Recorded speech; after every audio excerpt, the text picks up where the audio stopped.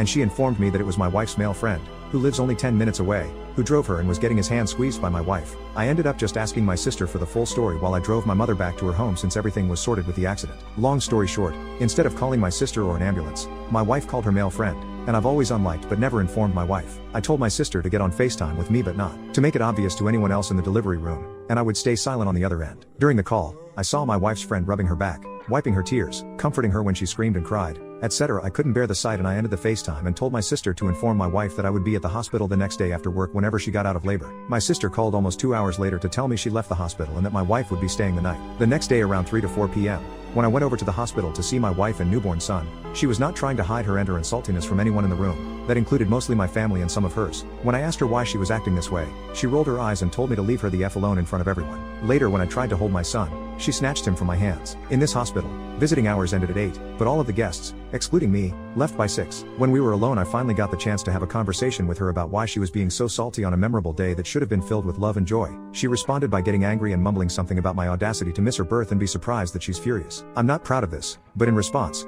I called her a cheater for inviting another man into the delivery room in place of her husband. This spiraled into a short full-blown argument between us that eventually ended when a NICU nurse came back with the baby. It's been a month since then, and my wife only refers to our son as her son, her baby, etc. I've tried to get closer to her by sitting down and trying to have a deep conversation about our family's future, and she flat out told me that she was never having another child with me after what happened, which deeply hurt me. Last week I heard my wife on the phone talking about who would be godfathers and mothers to our son. She told whoever was on the other end that she would be choosing the male friend as godfather because he was there for me when my name, couldn't care less. This post is all over the place, but let me know if I overreacted in the argument when I saw her in the delivery room after she gave birth, or if anyone knows how to fix my marriage and family. Wife's POV. Yes, I did call my husband to tell him that my water broke, and he did tell me that he wouldn't make it and to call an ambulance or his sister, who has called me a slur to my face before, so I don't know why he thought this would be a good idea. Lol. I did not call his sister because we didn't get along, and I have a friend who lives closer to us. He ends up driving me to the hospital and his sister pulls into the lot almost right after us. Don't know how she knew I was going. So now I'm in pain,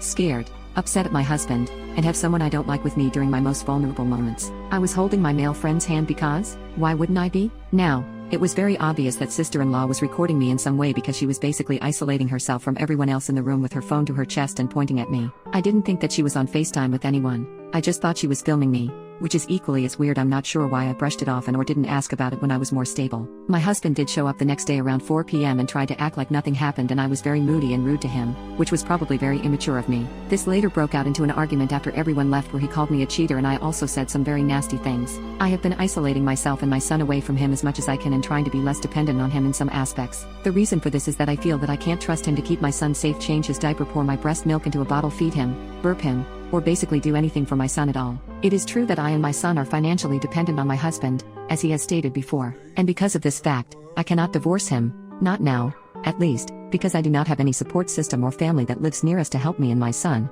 and I am still in school. I know staying for the kids isn't healthy, but my family has recommended that I stay for the sake of my schooling and my son's happiness. My husband had stated many times that he was apologized, but these quote apologies were just along the lines of, "I'm sorry, will you stop being angry now?" No, I am not sleeping with the male friend. We've been friends since 2nd grade, and there's never been anything romantic or sexual between us.